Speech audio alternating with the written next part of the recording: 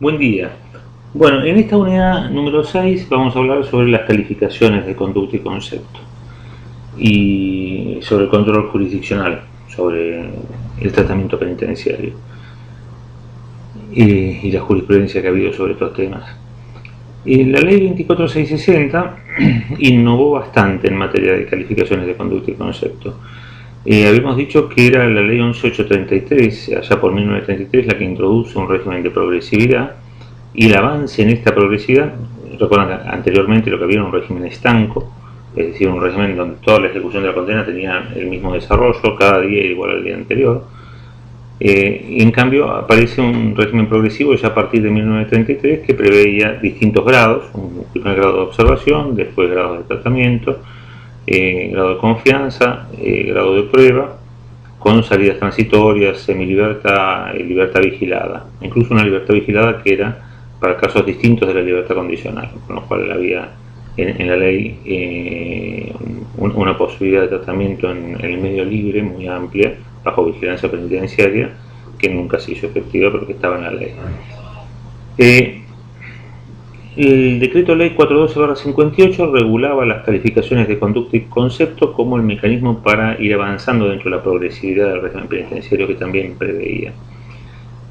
Si uno compara el texto de los artículos que regulaban esto con los de la ley 24660 pertinentes, parece que dijeran lo mismo, pero no dicen lo mismo. Vamos a compararlo. El artículo 50 del decreto ley 412/58 decía: el interno será calificado de acuerdo a la conducta que observa.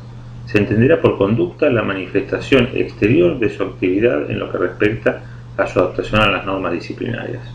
Es decir, hasta ahí venía bastante bien, una norma que parece ser objetiva. Se está hablando como conducta, como la manifestación exterior de la actividad en lo que respecta a su adaptación a las normas disciplinarias. ¿Dónde estaba la diferencia? Y en las normas disciplinarias. En principio, tenemos que tener presente que todo el tratamiento penitenciario era obligatorio en el régimen de la ley 412/58 del decreto ley 412/58, y no había parte alguna que no fuera parte de las obligaciones que tenía el condenado, con lo cual cualquier cosa que incumpliera el condenado podía conllevar una falta disciplinaria, una infracción o una falta disciplinaria. En realidad no se habían dictado las faltas disciplinarias, pero la verdad es que funcionaba así. Desde este punto de vista, la redacción hoy dice más o menos lo mismo, porque dice: el interno será calificado de acuerdo a su conducta. Se entenderá por conducta la observancia de las normas reglamentarias que rigen el orden, la disciplina y la convivencia dentro del establecimiento. Con lo cual, solo los aspectos que puedan incidir en la calificación de conducta son solo los relativos al orden, la disciplina y la convivencia, en consonancia con el artículo 5 de la ley, que ahora establece la voluntariedad de todos los demás aspectos del tratamiento. Es decir, estos tres que se mencionan al final del artículo 100 son los únicos de cumplimiento obligatorio. Es decir, las normas atinentes al mantenimiento del orden, la disciplina y la convivencia. En el artículo 5 se mencionaba además el trabajo. Se podía matizar después con la concordancia con las normas que regulan el trabajo como derecho de deber dentro de la ejecución penal. Entonces, acá parece que dijera lo mismo, no dice lo mismo. En realidad está hablándose de una disciplina que va a abarcar aspectos esenciales, pero menores respecto de la vida total. Es decir, no es un panóptico observando permanentemente la conducta del interno, sino se trata nada más de los aspectos relativos a lo más grueso relativo a la convivencia. En materia de concepto, también uno lee la redacción de uno y otro y parece que dijeran algo parecido. Sin embargo, vamos a ver que acá sí hay un cambio muy abrupto. El decreto ley 412/58 decía en el artículo 51: se calificará a sí mismo el interno de acuerdo al concepto que merezca, según lo que se deduzca, partiendo de las manifestaciones de su conducta sobre su carácter, tendencia, moralidad o demás cualidades personales, con objeto de formular un juicio sobre el grado de recuperación alcanzado. Es decir, partíamos de las manifestaciones de la conducta, de vuelta parece que fuera muy objetivo, pero en realidad a partir de esas manifestaciones de la conducta deducíamos el carácter, las tendencias, la moralidad y demás cualidades personales, o sea, todos aspectos subjetivos inescrutables, para partir de estos aspectos subjetivos inescrutables deducir, mejor dicho, el pronóstico de recuperación alcanzado o el juicio de recuperación alcanzado, hacerlo a partir de las características de la personalidad. Es decir, lo que parecía ser una calificación de algo más o menos objetivo, en realidad no era nada objetivo, sino que era de la observancia objetiva deducir los aspectos subjetivos innatos de las características de personalidad turbias que pudiera haber en esta persona, para de estas características de la personalidad, independientemente de cómo se comporte, deducir su pronóstico de organización. Bueno, eso era positivismo criminológico puro, liso y llano, y era muy difícil de interpretar esta norma de otro modo. Uno lee el artículo 101 de la ley 24660 ahora y parece que dijera lo mismo. Vamos a verlo, dice: el interno será calificado a sí mismo de acuerdo al concepto que merezca. Se entenderá por concepto la ponderación de su evolución personal, de la que sea deducible su mayor o menor posibilidad de adecuada reinserción social. Parece que usa las mismas palabras. Es claro que el que escribió el 101 conocía el texto del artículo 51 de la vieja ley, pero no dice lo mismo. Releamos, dice: se entenderá por concepto la ponderación de su evolución personal. Ya no es la evolución de la personalidad, es la evolución personal del interno. La personalidad de los adultos, por definición, no evoluciona. En todo caso está en formación la de los adolescentes, que todavía no está del todo definida, pero la de los adultos se supone que está consolidada como una personalidad con determinadas características, y ya no va a haber evolución de la personalidad. Puede haber cambios conductuales importantes, pero no va a haber una evolución personal. Y acá no habla de la personalidad, habla de la evolución personal. ¿Evolución personal en qué? En el comportamiento del interno y en el cumplimiento por parte del interno de los objetivos de su tratamiento penitenciario. Es la concordancia lógica con el resto del sistema, porque este 101 concordado con el artículo 13, en el cual se habla de hacer un tratamiento y procurar la aceptación del interno en los objetivos de este tratamiento mediante su participación para que adhiera voluntariamente a los objetivos, y después hablar de evolución personal en el cumplimiento de esos objetivos. Pareciera que lógicamente este es el sentido de la norma. Bueno, los que proyectaron la norma fueron los que la reglamentaron, porque el reglamento de este artículo 101 está dado por el decreto 396/99, dictado durante la misma gestión, y claramente ese es el sentido que se le ha dado a la norma. Dice el artículo 62 del decreto 396/99: los responsables directos de las divisiones de seguridad interna y trabajo y de las secciones asistencia social y educación, el último día hábil de cada mes, requerirán del personal a sus órdenes las observaciones que se han reunido sobre cada interno respecto, y estos van a ser los aspectos de los cuales se va a deducir la calificación de concepto.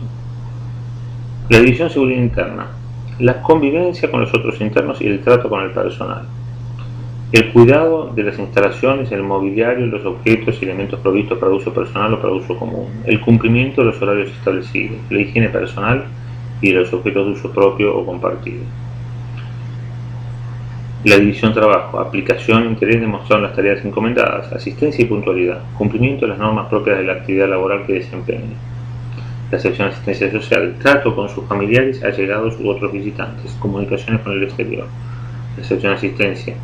La sección educación: asistencia a la educación general básica y optativa, la instrucción a distancia o en el medio libre, dedicación y aprovechamiento, participación y actitudes en las actividades recreativas, culturales o deportivas. En definitiva, si antes, conforme al artículo 51 de la vieja ley, se valoraba las manifestaciones objetivas del comportamiento para de ahí deducir las tendencias, moralidad, características de la personalidad de la cual hacer el pronóstico, de las cuales deducir el pronóstico de organización social, ahora parece que lo que tenemos que ver es la evolución personal en el cumplimiento de estos objetivos. Esto está dicho claramente en este artículo 62 del reglamento, y si vemos en detalle cada uno de estos puntos, son elementos objetivos de consideración. Por ejemplo, en división de seguridad interna: la convivencia con los otros internos y el trato con el personal. De la observación objetiva, deducir cuál es la convivencia y a partir de esto hacer una evaluación. Vive extorsionando a los otros internos, fabrica lanzas todo el tiempo y escupe al personal y le lanza sangre al personal, ¿no? O tiene un trato respetuoso, considerado, se preocupa, muestra empatía por los demás. Cuidado de las instalaciones, mobiliario, objetos. Se dedica a escribir con excremento en las paredes de la celda, o se dedica a destruir cada objeto que le llega al alcance, o intenta obtener pedazos de metal para fabricar lanzas, o cuida y mantiene en buen estado las instalaciones. Cumplimiento de los horarios establecidos. Esto es lo único que normalmente con mucho cuidado controlan las autoridades penitenciarias, porque el cumplimiento de los horarios implica que si no se cumplen los horarios se demora la actividad del personal, con lo cual es muy importante que al momento de la requisa estén parados frente de la puerta, que en la requisa nocturna también estén ahí parados, si se hace la requisa nocturna, si no se hace pasa lo que se fugan por los túneles. Higiene personal y los objetos de uso propio o compartido también. Y este es un tema que, fíjense ustedes, controlaría, el control de este punto implicaría resolver todos los problemas de convivencia dentro de los sectores de alojamiento colectivo, porque habla de la higiene personal, de los objetos de uso propio y de los compartidos, es decir, de la distribución y cómo se organiza la limpieza de los sectores comunes, que esto, bueno, un factor constante de conflicto en un alojamiento colectivo, debiera ser motivo de preocupación.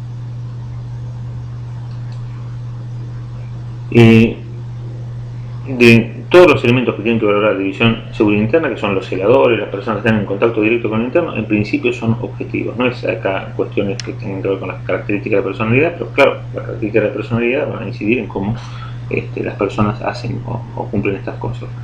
División de trabajo también. ¿Qué más objetivo que la aplicación e interés demostrado en las tareas encomendadas? Se le asigna una labor y la realiza con interés, o la realiza de gano, o no la realiza. Asistencia y puntualidad. No hay nada más objetivo que controlar la asistencia y puntualidad. ¿Llegó o no llegó? ¿Llegó tarde o llegó bien? Cumplimiento de las normas propias de la actividad laboral que desempeña. Lo mismo. Llega y es bueno que haya venido y cumple la norma, o mejor que se hubiera quedado, o se dedica a buscar herramientas para hacer armas, o amenaza a la gente, o extorsiona, o usa el trabajo como lugar para la venta de la droga. En fin. Por supuesto, asistencia y puntualidad con los conflictos que esto implica dentro de un lugar a donde la circulación está controlada por el propio personal. Llegó tarde, ¿es culpa de él o es culpa del personal? Normalmente esto puede dar lugar a arbitrariedades de acuerdo a cómo se lo aplique o no. Sección de asistencia social, el trato con los familiares, allegados u otros visitantes. Esto, yo creo que no hay cosa más intrusiva que ponerse a observar, y de hecho es necesario observar dentro de la cárcel cómo se desenvuelve dentro del ámbito de las visitas de contacto con los familiares o allegados el desarrollo de la visita. Y en función de esto, tomar una evaluación de concepto es harto intrusivo. Uno podría discutirlo desde el punto de vista de la intimidad. ¿Perdió el derecho a la familia? No, también es relevante ver qué es lo que pasa. Lo viene a ver la familia y se van llorando cada vez que viene, se preocupa por los cumpleaños de los hijos, destina parte de sus ingresos a hacerle regalos en los cumpleaños, o a comprar los útiles para que vayan a la escuela, o el calzado para que vayan a la escuela. Comunicaciones con el exterior, lo mismo. ¿Cómo se comunica con el exterior? ¿Tira la paloma por la pared? ¿O se comunica por los medios apropiados? Razonablemente? Y estos son elementos valorables, razonables.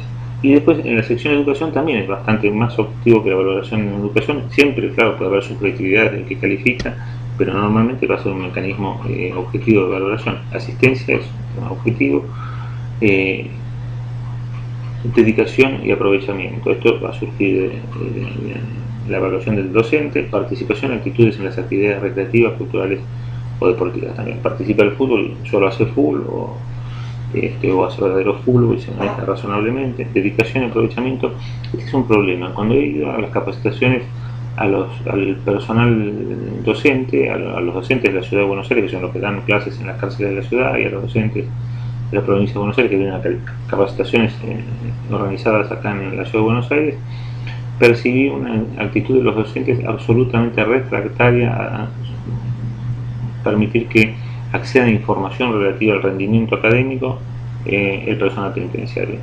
Lo mismo ocurre con el programa UBA-21, el UBA-22, perdón, el programa universitario en la cárcel. Hay una actitud de secretismo respecto de la información académica totalmente contradictoria con la posibilidad de que la favorable evolución implique, o el favorable aprovechamiento implique una mejora en la evolución.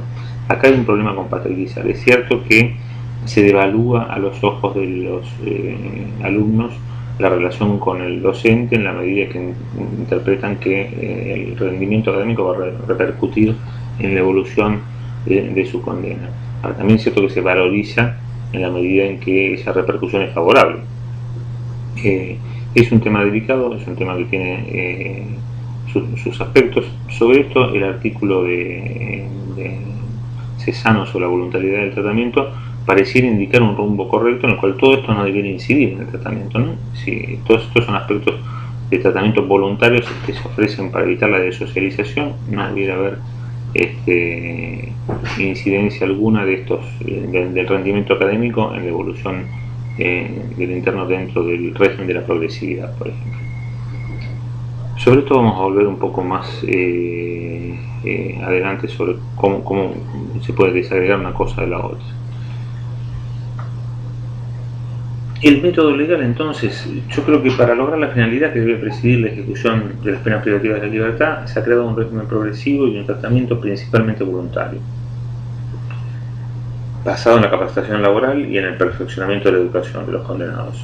Los aspectos obligatorios del tratamiento se limitan a exigir el respeto a las normas que rigen el orden, la disciplina y la convivencia en las cárceles y el trabajo, como lo prevé el artículo 5 de la ley. Ahí dice claramente toda otra actividad que lo integre tendrá el carácter voluntario.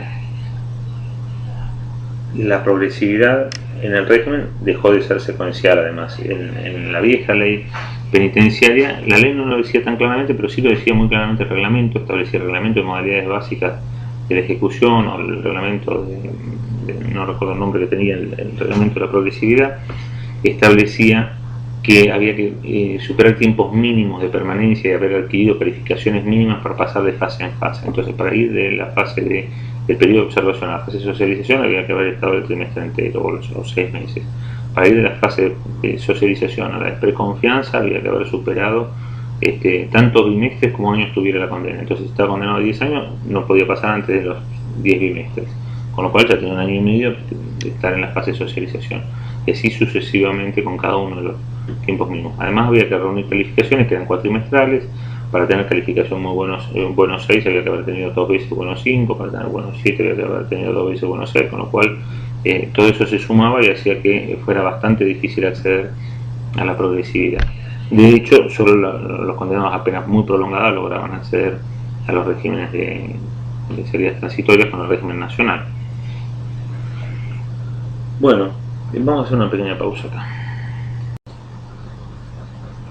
Bueno, continuando con esta unidad acerca de las calificaciones de conducta y concepto, algo que no hemos aclarado es que hasta ahora hemos venido hablando de las calificaciones de conducta y concepto de los condenados, pero lo más importante que ha hecho la ley 24660 es en el artículo 11 aclarar que todas sus disposiciones son aplicables también a los procesados, en la medida en que no afecten la presunción de inocencia, con excepción de una disposición que menciona expresamente ese artículo, que es la del artículo 7, que es una autorización para avanzar especialmente a los condenados dentro del régimen de la progresividad, que la verdad no se entiende bien por qué hace esa excepción, que además tampoco tiene mucho sentido porque, como hemos visto cuando vimos cómo se flexibilizó la confección del tratamiento penitenciario, cada vez que se confecciona un tratamiento, cada vez que se lo actualiza, perfectamente el organismo técnico criminológico puede adecuar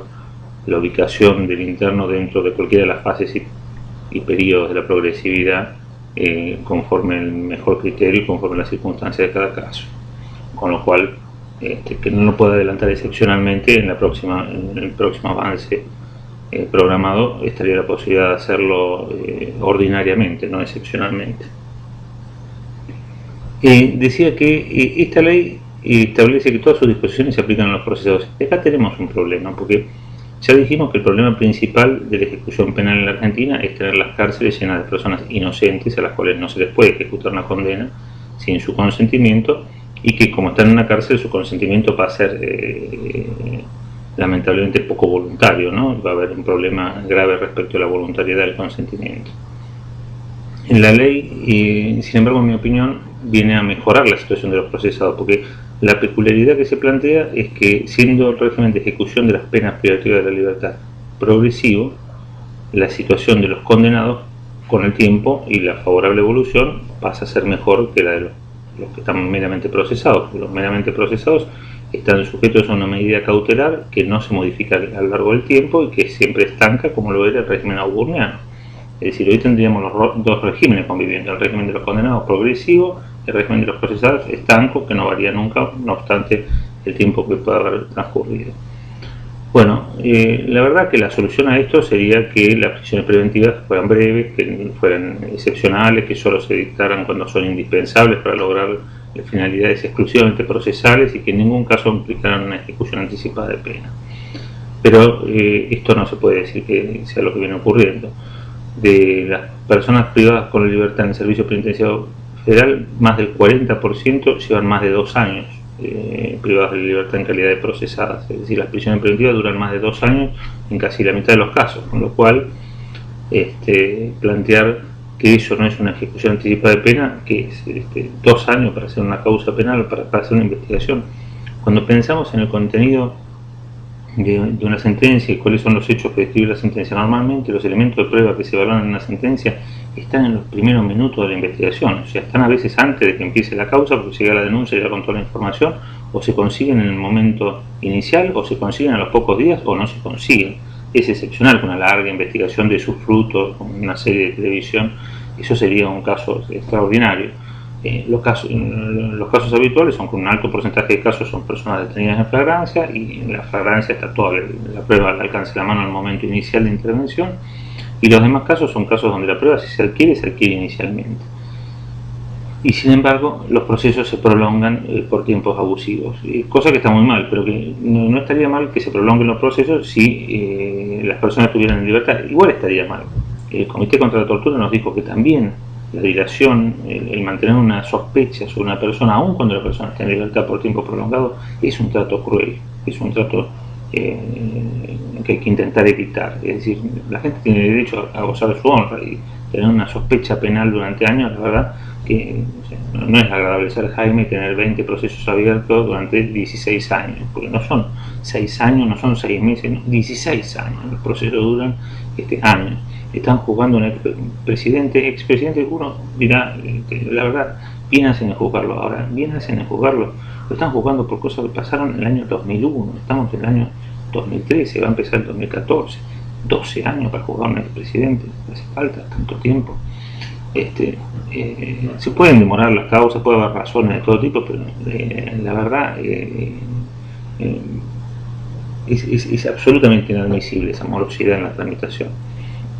Bueno, entonces frente a esto se plantea qué hacer con las personas procesadas.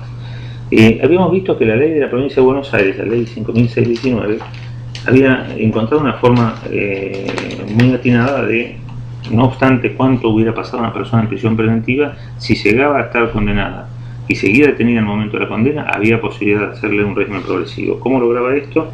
Habíamos mencionado que había un artículo 18, no, el artículo 16 de la ley 5.619 establecía la duración mínima del periodo de tratamiento básico. En caso de pena por delito doloso, no podrá ser fijado por el Instituto de Clasificación en menos de 1/3 ni en más de 2/3 del total de la condena a cumplirse con internación, tratándose primarios, y de 1/2 y 2/3 respectivamente, tratándose de reincidentes. Es decir, siempre era proporcional, o 1/2 o 2/3 del total de la condena a cumplirse con internación, decía. Es decir, con internación quiere decir antes de la libertad condicional en el caso de los primarios, antes del vencimiento de la condena en el caso de los reincidentes, conforme cuando se aprobó este régimen. Con lo cual siempre iba a haber un pedacito de la condena para ejecutar dentro del periodo de prueba, en el cual había posibilidad de incorporar a la persona a salidas transitorias. Esta regla, por supuesto, no se cumplía en la provincia de Buenos Aires, pero estuvo vigente muchos años y era un mecanismo interesante. Se cumplía en algunos casos que les podía interesar a las autoridades penitenciarias hacerlos avanzar más rápidamente. Por ejemplo, personal de fuerza de seguridad condenado por delitos, a veces muy graves los delitos, normalmente accedían antes de la mitad de la condena a salidas transitorias conforme este artículo 16 y el 18 de la ley 5.619. Pero esto es una solución para los condenados, pero reitero, de la población que tenemos dentro de la cárcel, el 60% son procesados. En la provincia de Buenos Aires en algún momento el 90%, en el ámbito federal el 60% ese es engañoso, porque además hay un 20% más de población que está en cárceles provinciales, que son todos procesados y que no inflan la estadística, por lo cual en realidad el porcentaje de procesados es mayor todavía.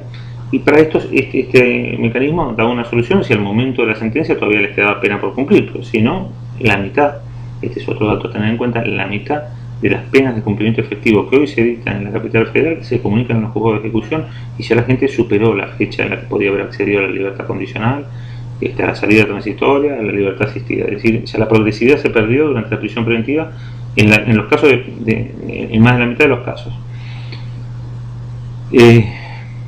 Frente a esto, este artículo 11, que permite aplicar a los procesados todas las disposiciones de la ley, era bastante interesante.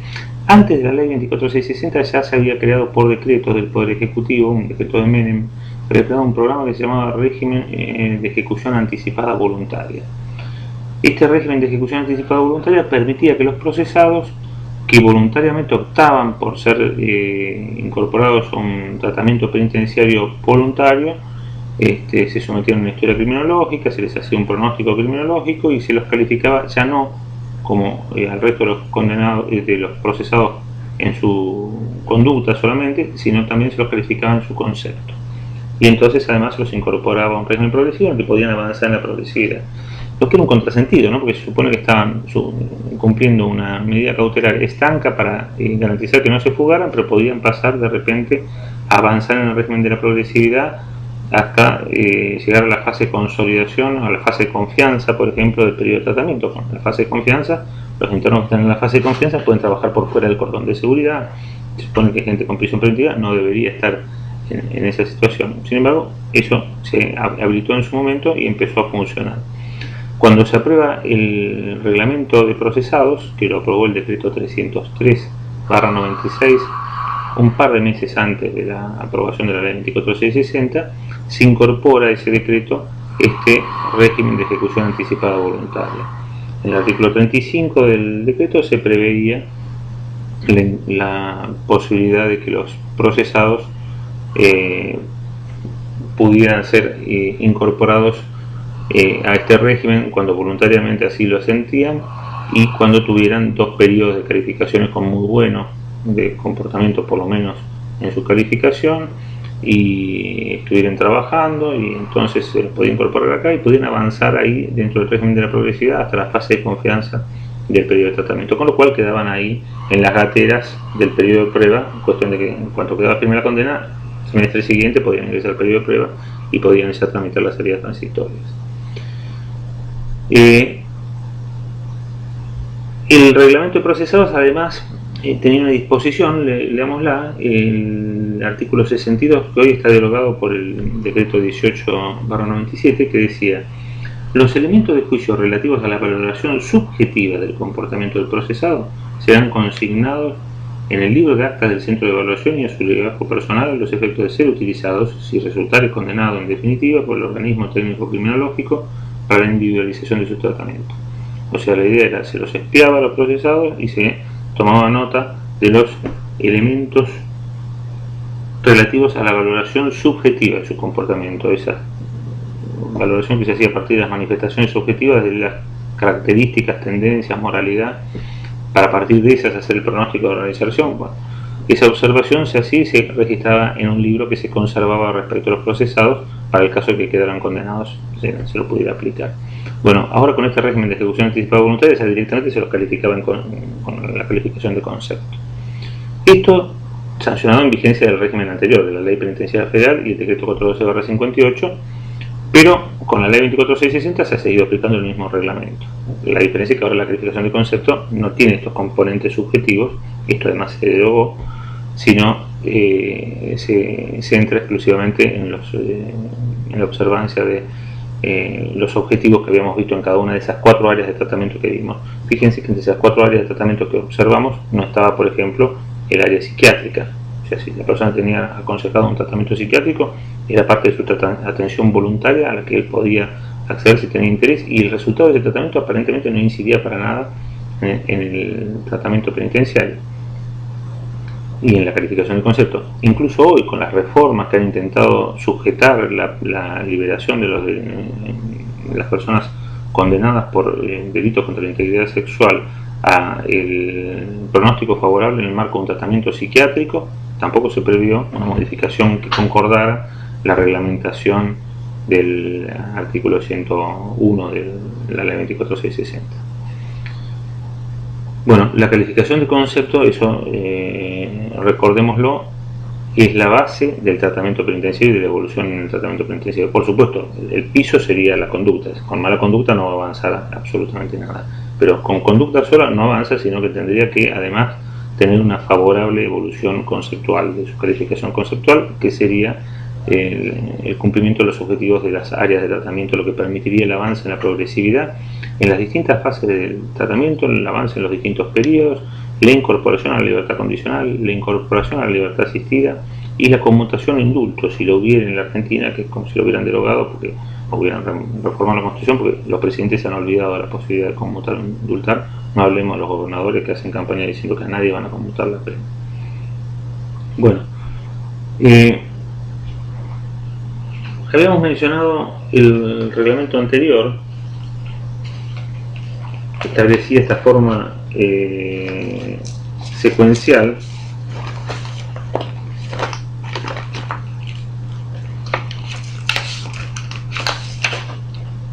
de avance, y es interesante verlo. En el reglamento interno de la progresividad del régimen penitenciario, que el último vigente que yo tengo es el de 1986, que rigió hasta el año 90, hasta el 99, cuando se dictó el nuevo, se preveía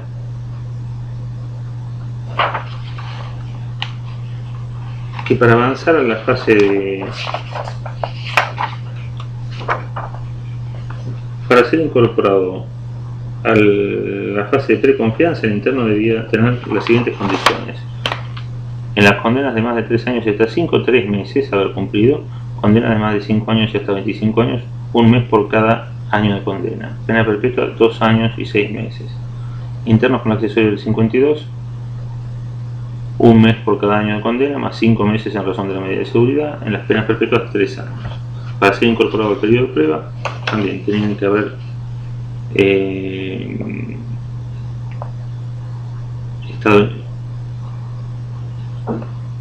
haber cumplido el tiempo mínimo de ejecución de la respectiva condena, según lo especificado en el artículo 18, 10 años, y no tener causa abierta. No, esto lo vamos a decir de vuelta, vamos a corregirlo. Bueno, en el régimen de la provincia de Buenos Aires estaba entonces este mecanismo que permitía adecuar la ejecución de las condenas en todos los casos, teniendo en cuenta que la duración del periodo de tratamiento iba a ser proporcional al encierro remanente, es decir, al resto de la ejecución de la pena que iba a ser ejecutada con internación. En cambio, en el régimen nacional el sistema parecía estar orientado al revés, porque durante la vigencia de la ley 412/58 se aplicó el reglamento interno de la progresividad del régimen penitenciario aprobado por la resolución 730. Este era del año 86, pero antes había otra que establecía algo bastante parecido. Esta era del 13 de agosto de 1986. Y acá lo que se preveía era un paso escalonado por cada una de las fases del periodo. Empezamos por el periodo de observación, ahí se hacía la historia criminológica, y después pasamos al periodo de tratamiento, que tenía una fase de orientación, una de socialización y la fase de preconfianza y la de confianza. Para llegar a la fase de preconfianza, el interno tenía que haber conseguido tener, si tenía una condena de 3 a 5 años, por ejemplo, un cuatrimestre de buenos 5. O si tenía una condena de 5 a 10 años, 2 cuatrimestres de buenos 5.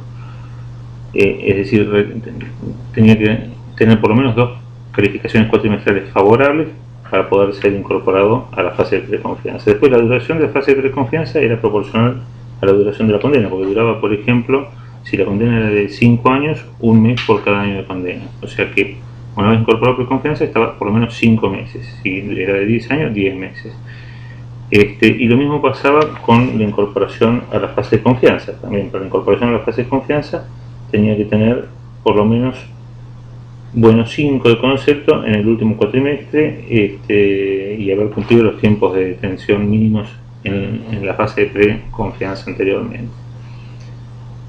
Para la incorporación al periodo de prueba también había que haber tenido las calificaciones más altas y haber pasado por tiempos mínimos en las fases anteriores. Con esto, solo las condenas prolongadas lograban tener salidas transitorias con la aplicación de este reglamento. Por eso es un avance muy importante el del artículo 11 de la ley, al permitir la aplicación del todas las regulaciones de la ley 24660 a los procesados. Por lo menos establece un principio que sería, uno podría deducir de esto, que es que la situación de un procesado no puede ser peor que la de una persona condenada. Sin embargo, sigue siendo así, sigue siendo peor la situación jurídica de las personas procesadas que la de los condenados. Recordemos que el régimen de ejecución de las penas privativas de la libertad es progresivo y entonces en algún momento adquieren incluso la posibilidad de estar en un periodo de prueba por fuera del cordón de seguridad. Los procesados permanecen por dentro del cordón de seguridad. Bueno, esto es lo que vino a modificar ese régimen del que habíamos hablado, y la crítica que se hace a esto es que es una forma de convalidar la violación de la presunción de inocencia y el estado de inocencia que se debe garantizar. Yo no tengo ninguna duda de que debería regir en la Argentina la primera oración del artículo 18, que dice que nadie puede ser penado sin juicio previo fundado en ley con anterioridad al hecho que origina la causa, que de ahí se dimana sin dificultad el estado de inocencia, que las medidas cautelares debieran ser excepcionales, si bien el propio artículo 18 las autoriza, autoriza el arresto con orden de detención de autoridad competente, y la propia Constitución autoriza la detención en situación de flagrancia. Y lo cierto es que esa detención no puede ser un juicio anticipado, una pena anticipada, sino que se debe mantener en la medida que haya riesgo procesal. Los riesgos procesales pueden ser solamente la posibilidad de obstruir la investigación, cosa que se va a dar en la medida en que esté la investigación pendiente, pero en cuanto intervino la autoridad, que se asegure el cuerpo del delito con filmaciones, cercados, vigilancia sobre las pruebas que hacen imposible que nadie obstruya la investigación una vez que interviene la autoridad. Y la posibilidad de diluir el accionar de la justicia también es discutible, pero sería para otro curso la discusión de este problema de poder aplicar justicia en rebeldía en materia penal. De hecho, nuestro código autoriza a instruir los sumarios en rebeldía, es decir, aunque quede rebelde el imputado, se puede perfectamente, corresponde, en realidad es obligatorio, completar la investigación sumaria y terminar la instrucción sumarial, y debe ser completada, cosa que normalmente no ocurre. El juicio, en todo caso, deberá hacerse en presencia del imputado, lo cual es discutible, porque en todas las demás ramas del derecho hacemos los juicios en rebeldía, no sabía cuál sería el inconveniente de hacerlo. La violación del derecho de la defensa es bastante discutible que se afecte por esto. Se afecta mucho más cuando, por ejemplo, no se le permite defenderse a los prófugos, que presentan pruebas y se rechazan las pruebas y no se admite la prueba de la inocencia de alguien que no está derecho, es decir, que no está detenido durante el proceso. Pero es cierto el argumento de Marcos Salt de que este régimen de ejecución anticipada implica tratar como condenado anticipadamente a alguien que todavía no ha sido juzgado. No hay ninguna duda de que es así, pero en realidad lo que viola esa presunción de inocencia es el tenerlo detenido en la cárcel. Eso es lo que afecta a la presunción. Yo estoy totalmente de acuerdo con que eso es lo que habría que combatir. Ahora, no habiendo combatido eso, lo que no puede ocurrir es que sea peor la situación jurídica del que está procesado del que ya está condenado y encontrado convicto. Esto es lo que no tiene ni pie ni cabeza. Entonces, en la medida que no encuentra solución el problema más grave, que es el tener a la gente presa sin condena, lo cierto es que viene a temperar esa situación este régimen de ejecución anticipada voluntaria. En ese contexto, como una especie de política de reducción de daño, es que hay que admitir su utilidad. Lo lógico sería intentar restringir las prisiones preventivas al máximo posible. Y en este marco es interesante destacar que la última reforma, el decreto 1464 del 2007, curiosamente divulgado en medio de la campaña electoral, publicado en el boletín oficial, que es como decir, en secretos, apareció en medio de la campaña electoral, la extraña reforma al Reglamento General de Procesados, que modificó justamente el régimen de ejecución anticipada voluntaria, permitiendo que ahora se incorpore a los procesados hasta el periodo de prueba. Es decir, anteriormente en este régimen podían avanzar hasta la fase de confianza del periodo de tratamiento. Ahora, en cambio, se pueden incorporar directamente al periodo de prueba. Es decir, no hay impedimento para que puedan tener salidas transitorias o semilibertad incorporadas a este régimen. De hecho, antes de esta reforma ya había habido jurisprudencia en distintos tribunales, un tribunal de La Pampa, tribunales de acá de la capital. Recuerdo que el tribunal oral 14 tuvo algún voto en disidencia, el tribunal oral 23 también alguna disidencia o algún voto, creo que incluso en mayoría, otorgando salidas transitorias a alguien que estaba condenado con sentencia no firme todavía. En realidad uno se podía preguntar por qué otorgarle salida transitoria y no darle la excarcelación. Bueno, en realidad lo que pasa es que había una sentencia no firme. Bueno, el tribunal entendió que correspondía aplicar ese esa situación. Hoy lo permite el reglamento. Es un secreto que solo quienes cursan este curso se van a enterar, porque nadie parece conocerlo, nadie lo pide. No es que habitualmente los tribunales lo deniegan, la ley lo dice y los tribunales lo declaran inconstitucional. No, nadie pide esto.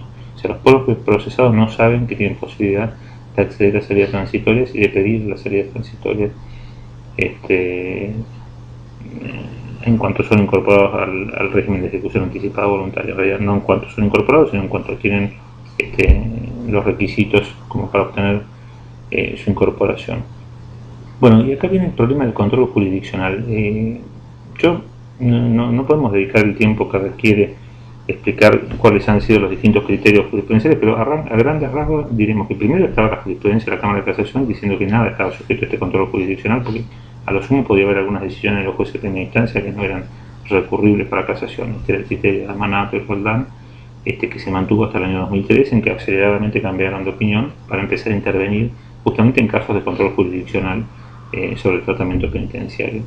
Y este control jurisdiccional, en mi opinión, encuentra apoyo en los artículos 3 y 4 de la ley. En el 4 claramente cuando habla de las cuestiones que afecten algún derecho, y puede aplicarse tanto al tratamiento penitenciario individual. O sea, en el periodo de observación, la conformación del primer tratamiento penitenciario que toma la decisión de incorporar al interno, por ejemplo, a la fase de socialización, en vez de mandarlo a la fase de consolidación o la de confianza del periodo de tratamiento, o de incorporarlo incluso al periodo de prueba, esto podría perfectamente ser discutido, igual que cada calificación de conducta y concepto. Respecto a las calificaciones, el reglamento incluso prevé que se comunique al interno la posibilidad de recurrirlas ante el propio Consejo Correccional sin perjuicio del recurso ante el juez. Que eso no se le dice que lo puede recurrir, pero los internos se enteran e interponen recursos. Bueno, de vuelta, ahí el problema que tenemos es 33 unidades federales aplicando los directores de los que presiden los consejos correccionales calificaciones trimestrales a todos los internos que están así detenidos.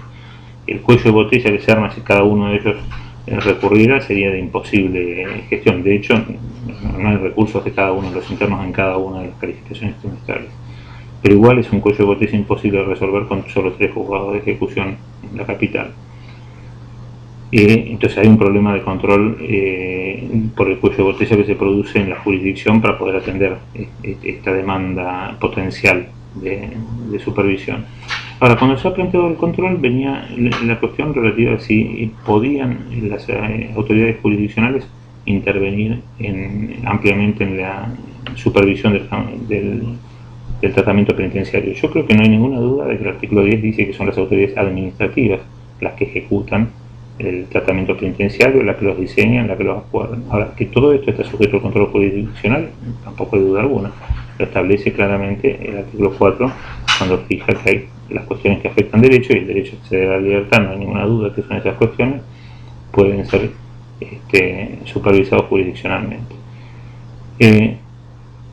¿Cuáles pueden ser los criterios a tomar en consideración? Bueno, una de las cosas que ya mencionamos que ocurría es que al momento de incorporar a una persona al régimen de condenados, en Nación era habitual retrogradarlo en su situación. Es decir, si la persona venía calificado con conducta ejemplar, se le ponía como calificación conducta buena 5. ¿Y por qué se ponía conducta buena 5?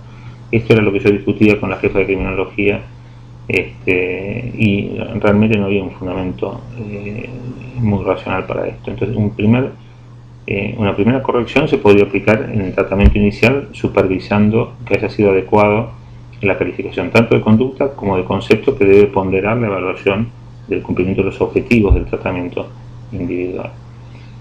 Y después, otras cuestiones que han generado discusión es si para ser incorporado a la modalidad de salidas transitorias es necesario haber sido previamente incorporado al periodo de prueba. Bueno, sobre esto yo creo que la interpretación que hace Marcos Salt es la razonable. Claramente la ley en el artículo 15 menciona el periodo de prueba y es una posibilidad de incorporar a una persona directamente al periodo de prueba, dentro del cual va a tener posibilidades de salidas transitorias y semilibertad, o el alojamiento en un sector separado de régimen abierto dentro del penal. Y en el artículo 17, cuando habla de la modalidad de salidas transitorias, especifica y menciona taxativamente los requisitos que hace falta reunir para ser incorporados a esta modalidad. Entre estos requisitos está el requisito temporal, la opinión favorable del Consejo Correccional y la máxima calificación de conducta posible conforme el tiempo de detención. Es decir, que incluso no tiene por qué ser la conducta ejemplar, sino la máxima posible conforme el tiempo de detención. Y a partir de esto se plantea hacer la posibilidad de incorporación a salidas transitorias. El reglamento, habíamos mencionado que el decreto 396/99 al reglamentar las modalidades básicas de la ejecución parece fijar como requisito para la incorporación al periodo de prueba la calificación de conducta de concepto, muy bueno 7. Esto parece darse de bruces con lo que dice la ley. La ley dice concepto favorable. Muy bueno 7 es muy favorable, no es concepto favorable. Entonces, ese reglamento está estableciendo un requisito, una excepción. Ese reglamento está haciendo una excepción reglamentaria contraria al espíritu de la ley, que corresponde considerar inadecuado. Y por otro lado, también el reglamento establece que tiene que haber transcurrido 1/3 para ser incorporado al periodo de prueba. La ley no fija este requisito, no podría discutir también esto. Y en principio, entonces la interpretación correcta debiera ser que la opinión favorable del Consejo Correccional debiera ser la que estimule la incorporación a la salida transitoria, aunque no cuente con la calificación de concepto. Por supuesto, el Consejo Correccional no va a opinar favorablemente si no tiene la calificación de concepto muy bueno 7, o sea, eso requeriría una intervención judicial previa pidiendo la opinión sobre la salida transitoria independientemente de la calificación. O una corrección previa de la calificación para ajustar la calificación de concepto a la que tiene adecuada la autoridad judicial. La Cámara de Casación, sobre la cuestión relativa a la incorporación al periodo de prueba como requisito previo, sostuvo dos posiciones opuestas. En algunas salas entendieron que era requisito necesario la incorporación al periodo de prueba previa. Por ejemplo, Mitchell era de esta opinión, recuerdo. La sala que lo integraba hacía mayoría a veces como dueño, a veces como fiscal, opinaba que correspondía revisar cualquier decisión que hubiera incorporado a alguien a la progresividad, si no estaba a la modalidad de salida transitoria, si no estaba previamente incorporado al periodo de prueba. Y en cambio, en la sala 4, con los votos de la Unión Iberia, Capolupo y Hornos, solían plantear la posibilidad de incorporación sin el requisito previo de incorporación al periodo de prueba. Bueno, hasta acá. Bueno, y por comparar el régimen nacional con el régimen que ahora existe en la provincia de Buenos Aires, es interesante esto, sobre todo por esta discusión relativa a la voluntariedad del tratamiento. ¿Es posible regular el régimen penitenciario de modo tal que la incorporación a la progresividad sea una cosa y el tratamiento penitenciario sea otra? Y la ley de la provincia de Buenos Aires muestra que esto es posible. Uno puede regular un tratamiento penitenciario dividido, como la provincia de Buenos Aires, en 3 modalidades: abierta, semiabierta y cerrada. Estas subdivididas en 2 versiones, una atenuada y una agravada. Y estas 6 posibilidades, en las 6 posibilidades, como era la regulación original de la ley 12.256, admitir la incorporación de el interno a salidas transitorias o la progresividad más amplia, sin perjuicio de su evolución personal, porque la evolución no había sido tan favorable porque lo habían incorporado al régimen cerrado. No obstante, igual en el régimen cerrado tenía la posibilidad de salidas transitorias. Bueno, esto parece totalmente contrario a lo que ha regulado la ley nacional. La ley nacional ha previsto que la modalidad de salidas transitorias, además de un requisito temporal, dependa de un concepto favorable del Consejo Correccional y de la evolución dentro de la progresividad conforme la ha previsto el artículo 12, con distintos periodos en los cuales se va avanzando, como dice el artículo 104 de la ley, en función de la calificación conceptual y además la calificación de conducta también. Entonces, por un lado, la ley nacional regula un régimen progresivo en el cual hay que ir pasando de una fase a la otra para poder avanzar en la progresividad, y en cambio en la provincia de Buenos Aires, aunque uno lo incorpore en el régimen cerrado, tendría posibilidad de tener salidas transitorias. Veamos cómo dice la legislación provincial.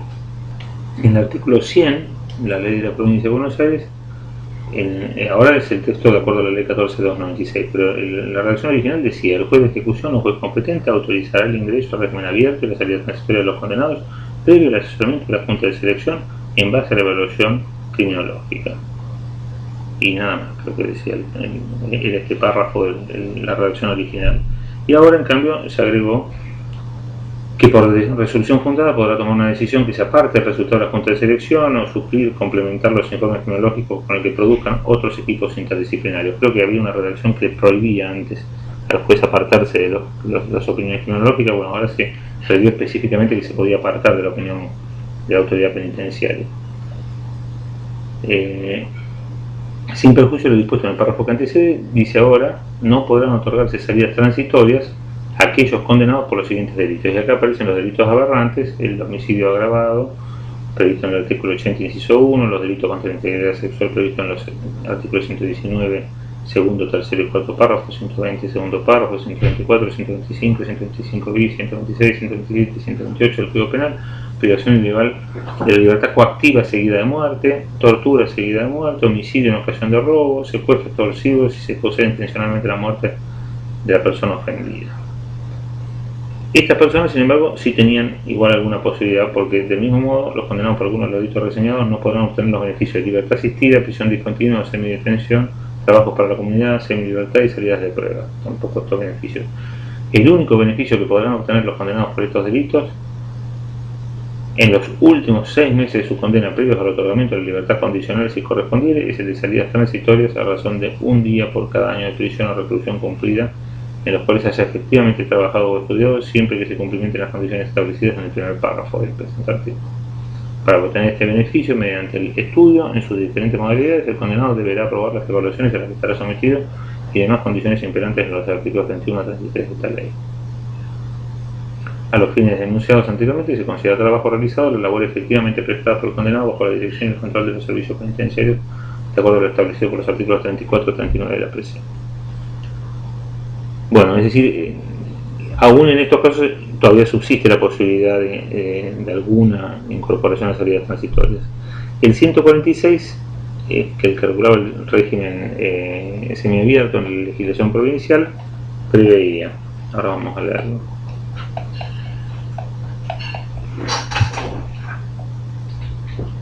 ¿Ya está grabando?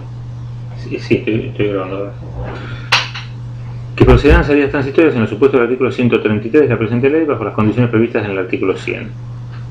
Y también ampliamente entonces tenían posibilidad de salidas transitorias los que están incorporados a este régimen de semi-libertad.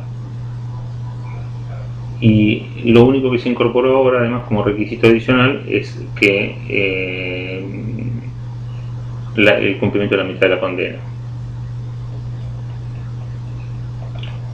Y en el artículo 160, también, ante la proximidad del egreso, los condenados incluidos en cualquiera de las modalidades que caracterizan este régimen podrán ser incorporados en un programa que contemple salidas transitorias, las que se otorgarán bajo las condiciones previstas en el artículo 100. Con lo cual, también en este régimen se mantiene la posibilidad de salidas transitorias, aunque con las limitaciones que vimos ya de la reforma del artículo 100. Es decir, uno puede legislar la incorporación a la progresividad por un carril y por otro lado el tratamiento penitenciario y la evolución en el tratamiento penitenciario por otro. Es cierto que sujetar el acceso a la progresividad a la evolución del tratamiento penitenciario convierte la voluntariedad del tratamiento en una sofisticada hipocresía o en una hipocresía exquisita, como decía Ribakova, citado por Cesano en el trabajo que incorporamos como bibliografía. La verdad es que esto funciona así, es bien coactivo el sistema en el cual solo quienes accedan a las máximas calificaciones van a poder obtener la incorporación a algunos de estos beneficios. Bueno, hasta acá con este tema.